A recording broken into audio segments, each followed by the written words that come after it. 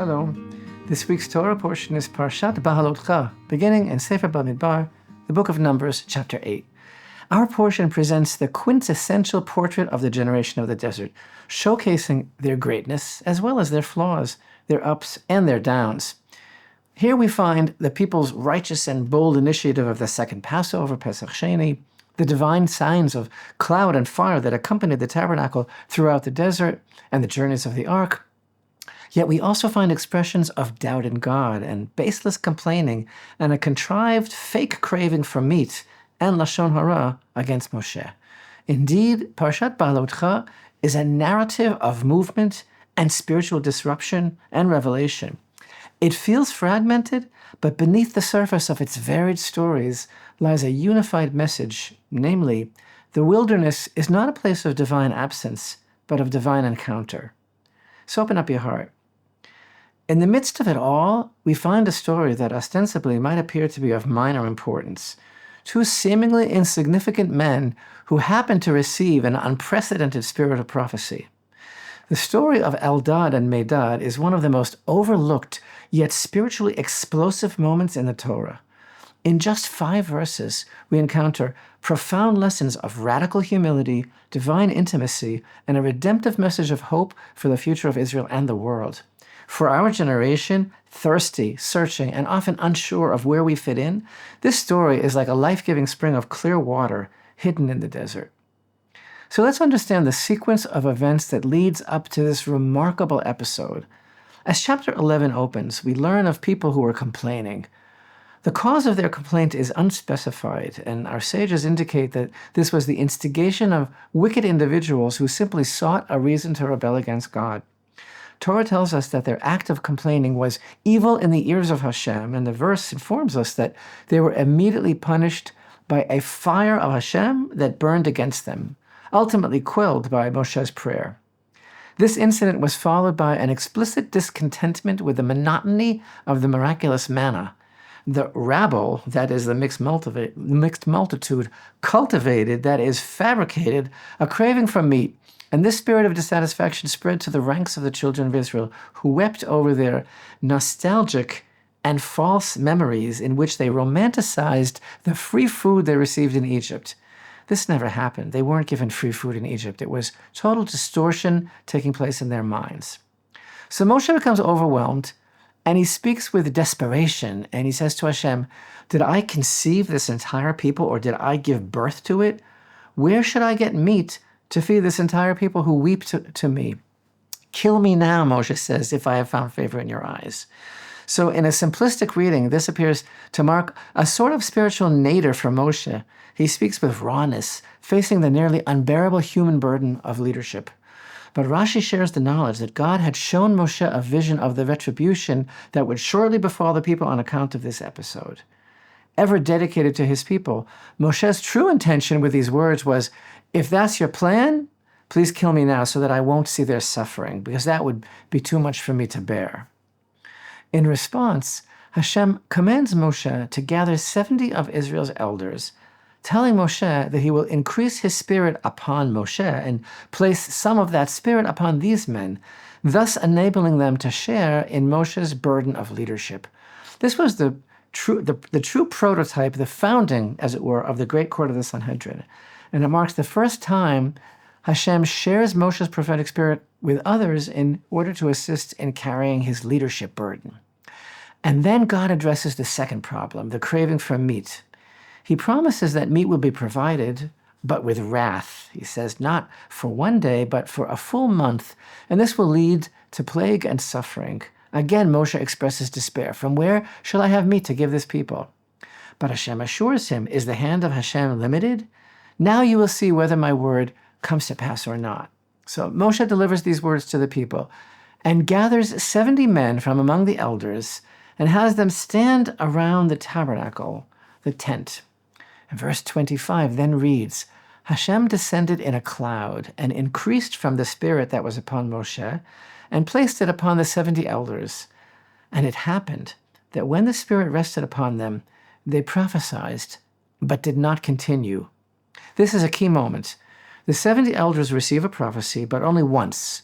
They experienced a one-time prophecy as a confirmation of their appointment, not as an ongoing gift. So open up your heart in the deepest way, because then the unexpected occurs. 2 men, Eldad and Meidad, who had remained behind in the camp, also received the Spirit, and they begin to prophesy continuously. Beginning in chapter 11 and verse 26, we read, "And 2 men remained behind in the camp. The name of one was Eldad, and the name of the second was Meidad. And the Spirit rested upon them. They had been among the recorded ones, but they had not gone out to the tent, and they prophesied in the camp. The youth ran and told Moshe, and he said, 'Eldad and Meidad are prophesying in the camp.' Joshua, son of Nun, the servant of Moshe since his youth, spoke up and said, 'My master Moshe, imprison them.' Moshe replied, 'Are you being zealous for my sake? Would that all of Hashem's people were prophets, that Hashem would place his Spirit upon them.'" So this is the twist. 2 men who remained outside this ceremonial gathering and were not included in the formal appointment of the 70 elders suddenly erupt in prophecy. And in contrast to the elders' one-time experience, it was ongoing prophecy. Why? How? Who were these men, Eldad and Meidad? And what is this all about? And verse 26 emphasizes they had been among the recorded ones. Rashi explains that they had been chosen to be among the 70, but they did not go out with the others to the tent. They stayed behind and withdrew out of humility, saying that we're not worthy of greatness. And yet the Shekhinah found them where they were. According to the Midrash, because they diminished themselves, they surpassed the elders in a number of ways. Their prophecies were more powerful, seeing further into the future. The elders did not merit to enter into the land, but they did indeed enter into the land with Joshua. The elders' names are not recorded, but Eldad and Meidad are singled out by Torah. The elders' prophecy abated because it was a byproduct of Moshe's spirit. As chapter 11, verse 17 states, "I will increase some of the Spirit that is upon you and place it upon them." But these 2, their prophecy came directly from Hashem. So open up your heart much deeper still. What exactly was their prophecy? Do we know? The answer is yes. According to Targum Yonatan, Eldad prophesies that Moshe would pass away and Joshua would succeed him as leader and bring the nation into the land. This shocked Joshua, who, fearing that their words undermined Moshe's authority, declared, "Incarcerate them," seeking to protect Moshe's honor. But this prophecy delighted Moshe, who, in his unmatched humility, used the opportunity to express his longing for universal prophecy, responding, "Would that all of Hashem's people were prophets." Meantime, Meidad prophesies that the quail would indeed arrive and veritably cover the camp, but would become a great stumbling block for the people, leading to punishment. And together, Eldad and Meidad both prophesied the frightening future battle of Gog and Magog, which would bring great upheaval to the world and would be followed by the resurrection of the dead. So their visions were not soothing. These were disturbing prophetic truths, destabilizing and spiritually disorienting. Think about this. Moshe is still alive, leading the people, beloved by God and the people, and 2 men in the camp are openly proclaiming that this is ending. His time is ending. It sounds like rebellion or insubordination, and of course it wasn't. But this explains Joshua's alarm, because from Joshua's perspective, this could undermine Moshe's authority and sow doubt in the people, even trigger panic. So he urges, "Adoni Moshe Klaim," imprison them, restrain them. And thus their prophecy was not just unexpected, it was unsettling. And that's exactly what makes it so significant. Real prophecy isn't always comfortable. It tells hard truths. It's not fortune-telling or feel-good inspiration. It often confronts power, challenges assumptions, and awakens uncomfortable awareness. We recall that Jeremiah was accused of treason for prophesying doom. Isaiah was persecuted for telling the truth. Amos was told to go home and stop preaching judgment. Jonah tried to flee from a prophecy he didn't want to deliver. Eldad and Meidad were the first of this line of men called by God to speak what others are not really ready to hear. And this is why Eldad and Meidad are a prototype of messianic prophecy. When prophecy returns in the end of days, arising from unexpected places and people, It will not merely console, it will reveal the end of an era, the fall of systems, and the rising of a new order. Eldad and Meidad prefigure this kind of prophecy, uncomfortable, uncontainable, and undeniably from God. This is one reason why Moshe defends them, not despite the content of the words about him, but because of it. And in this context, Moshe's response to Joshua, would that all of Hashem's people were prophets, what it means is, if only everyone had the strength to carry such truths.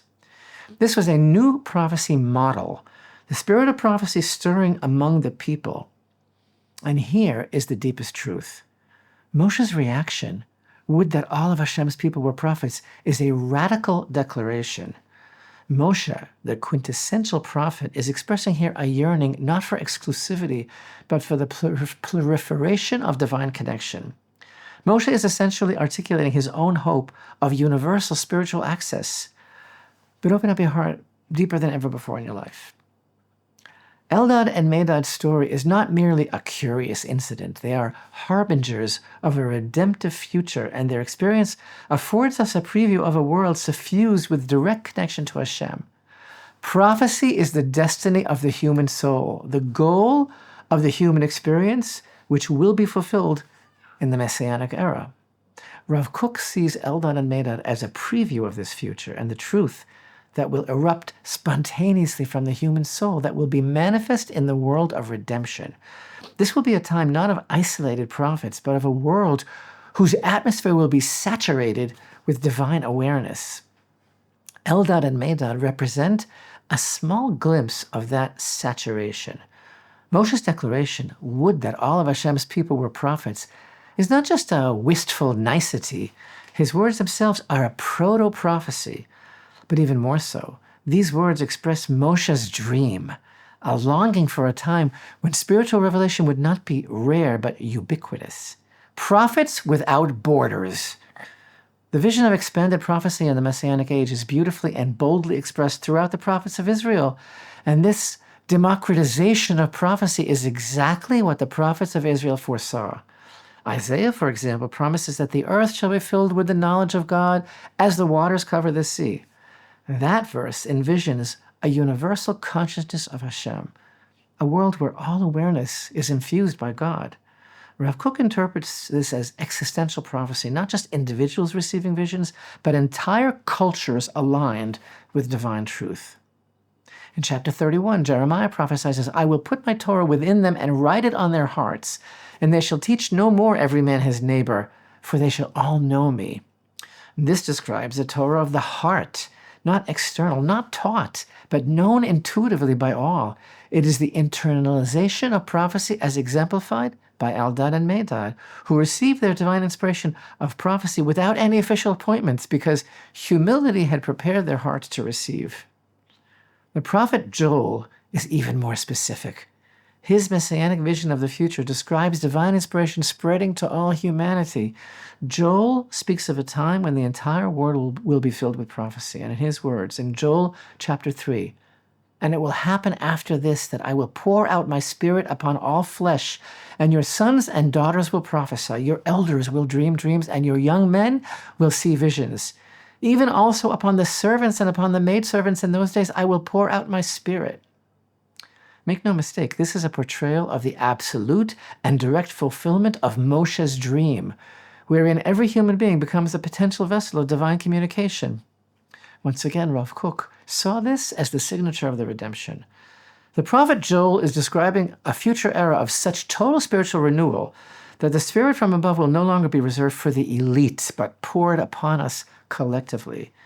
Joel's vision is the central prophecy of equal spiritual access for all. It shatters all distinctions, young and old, male and female, aristocracy and servants. Everyone becomes a vessel for divine revelation. This is indeed precisely what Moshe longed for as he expressed with his evocative response to Joshua, would that all of Hashem's people were prophets. His yearning was for a generation of inner fire when Torah wouldn't be dictated, but awakened from within. Rav Tzadok Cohen Lublin teaches that even today, divine inspiration can descend on anyone who makes themselves a pure vessel. That status is not a requirement. Eldad and Meidad are symbols of this uncredentialed revelation. Many sincere spiritual seekers may feel unworthy or disqualified from closeness with God, but Rabbi Nachman says there is a point of prophecy within every person, a holy spark that must be spoken into the world. God makes himself known in unexpected places through humble vessels. Those on the margins are often where the light breaks through first, and as the prophets declare, this is the promised future of every person. Eldad and Meidad are the forerunners of this global awakening. The Baal Shem Tov teaches that most hidden people often carry the greatest light. The greatness of Eldad and Meidad was that they did not seek greatness. Prophecy came not because they pursued it, but because they made themselves into pure vessels with humility. Our world is obsessed with validation, likes, and visibility. But in every field, whether art or politics or thought, there are those known as outsiders. Outsider movements refer to individuals or groups who operate outside established norms and institutions. In art, for example, this often means creating art that's not formally trained or recognized or exhibited in traditional galleries. But time and again, it is these very outsiders who break ground, shift consciousness, and give voices to truths that the mainstream can't yet see. Eldad and Meidad represent outsider prophecy. They weren't looking to make a name for themselves. They didn't step forward. They didn't receive public validation. And yet Hashem's spirit of prophecy found them. Humility is more powerful than branding. In a world moving towards redemption, they are the forerunners of a future when prophecy won't be given to the few, but to one and all. Our generation may yet embody the fulfillment of Moshe's dream and live the reawakening of prophecy, wherein every human being becomes a potential vessel of divine revelation. Eldad and Meidad teach us that the spirit of divine inspiration is within every humble-hearted person waiting to be activated.